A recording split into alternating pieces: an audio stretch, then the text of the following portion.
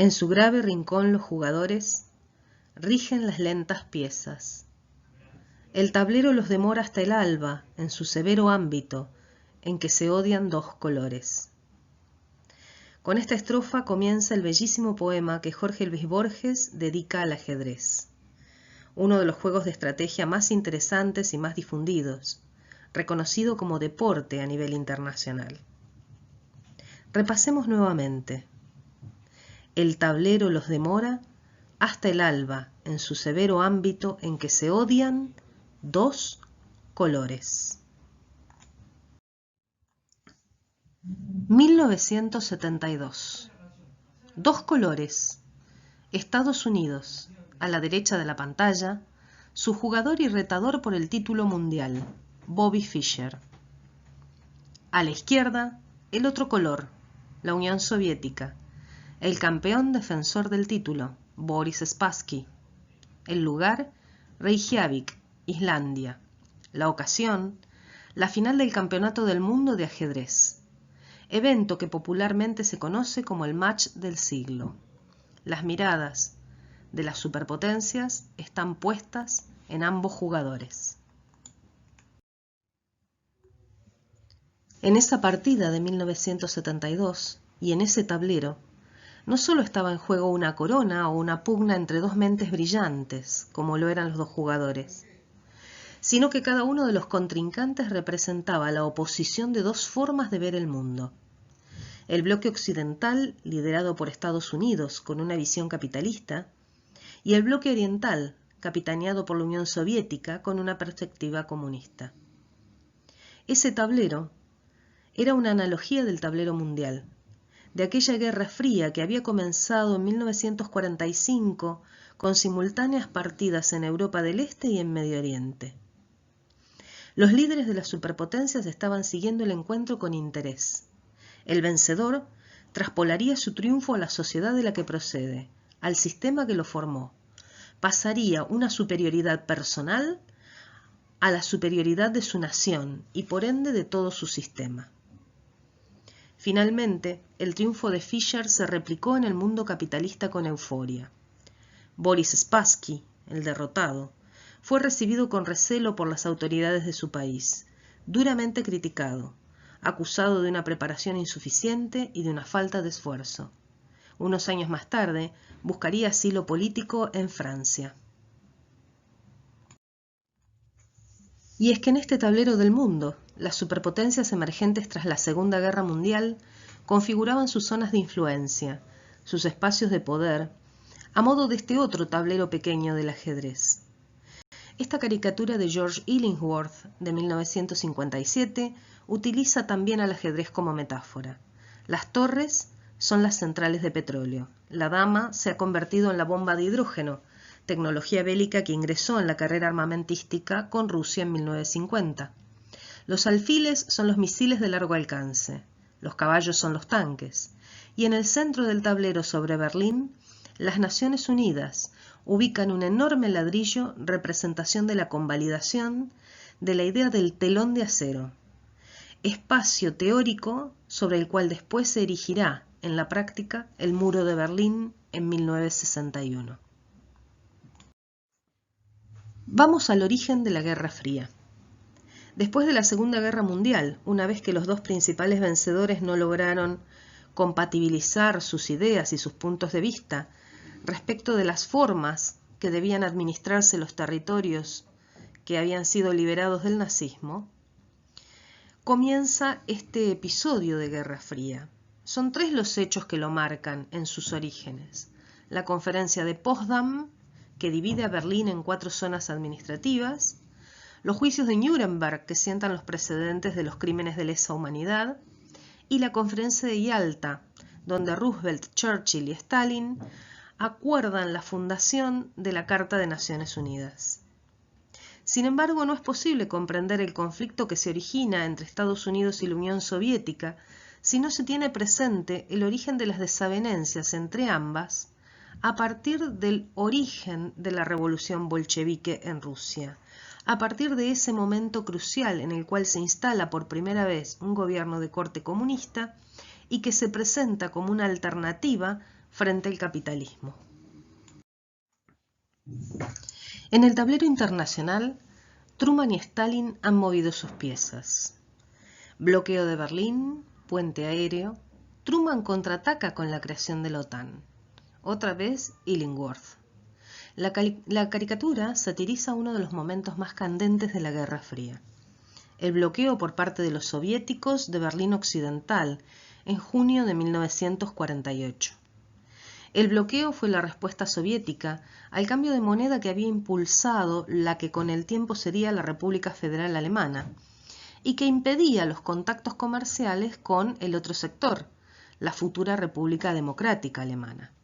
El bloqueo fue absoluto por tierra e impedía la llegada a la ciudad de alimentos, electricidad o combustible. La respuesta de Occidente, organizar un puente aéreo que llevara todo lo necesario precisamente por vía aérea. De este modo, la Guerra Fría comienza en Europa, donde se produjeron las primeras fricciones entre las potencias. No obstante, pronto cada una aceptó tácitamente la esfera de influencia de su oponente, y así se fue estabilizando, o más bien congelando, la división de Europa durante todo el período que abarca la Guerra Fría. Desde 1945 y hasta por lo menos 1989 o 1991, según el hecho de finalización que se tome, la Guerra Fría se fue extendiendo hacia la periferia y estas áreas de influencia se fueron generando, formando los dos bloques. La Guerra Fría se caracterizó por aquellos enfrentamientos indirectos entre las potencias, sobre todo mediante la propaganda, el espionaje, la carrera armamentística centrada en la carrera nuclear, que dio origen al llamado equilibrio del terror, y a posteriori la carrera espacial. También se caracterizó por las alianzas militares, como el Tratado del Atlántico Norte, liderado por Estados Unidos, OTAN, y el Pacto de Varsovia, liderado por la Unión Soviética. Es decir, que podemos sintetizar dos grandes condiciones en esta Guerra Fría. Una competencia basada en el peligro nuclear, como factor fundamental para no arriesgarse a sostener una guerra directa entre las potencias, y la manifestación de las hostilidades a partir del apoyo económico y militar a terceros países, sobre todo en ocasión de aquellos largos procesos de descolonización que se potenciaron después de la Segunda Guerra Mundial. Existen discusiones en torno a los orígenes y finales de la Guerra Fría. Para algunos historiadores, los comienzos de la Guerra Fría tendrían que ubicarse en 1945, con el proceso de desnazificación, las desavenencias entre Estados Unidos y la Unión Soviética referidas a la reconstrucción alemana y los conflictos que se suscitan en Medio Oriente y en Grecia durante ese exacto período.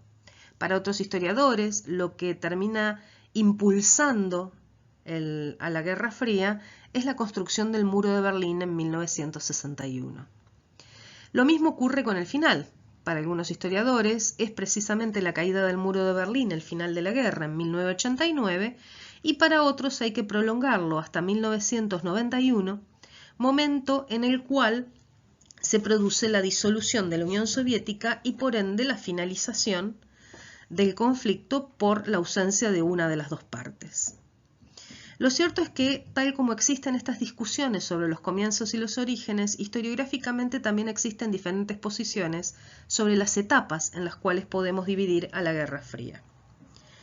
Lo que hemos tomado es lo que la mayoría de los historiadores acuerdan, en señalar que hay dos etapas centrales, una etapa de máxima tensión que estaría situada entre 1947 y 1956, caracterizada por lo que se llama doctrina Truman, contención de los rusos y oposición a la extensión del comunismo, y por conflictos aleatorios a esta posición de Truman, como son la guerra civil en Grecia y a posteriori la guerra de Corea, que es el ejemplo típico de contienda durante la Guerra Fría. La segunda etapa reconocida o caracterizada por casi todos los historiadores es la coexistencia pacífica, de cuyo título tenemos que aclarar que si bien existía una cierta búsqueda por formular un entendimiento a través del diálogo y la distensión de los conflictos, eso no significaba que no existieran roces que llevaran y conflictos puntuales que crearan un clima muy cercano, muy próximo a la Tercera Guerra Mundial, tal como ocurre con el caso de la crisis de los misiles en 1956, o la Guerra de Vietnam, o la Primavera de Praga en la década del 60. Esta segunda etapa de coexistencia pacífica también tiene periodos no estipulados exactamente. Para algunos autores inicia en 1956 y termina en 1970, y para otros se prolonga casi hasta los años 80. En 1989, como un símbolo que anunciaba el final de la Guerra Fría, se produce el derrumbe del muro de Berlín.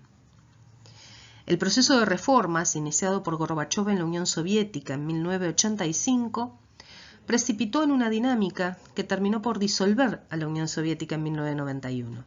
En ese lapso, los ataques al poderío soviético dentro de su propio bloque, motivado por las reivindicaciones de los pequeños pueblos bálticos, como Ucrania y Polonia, fueron solamente un condimento. La Unión Soviética caía por el peso de las medidas de la perestroika y la glasnost, y con ella desaparecía el contrincante del capitalismo.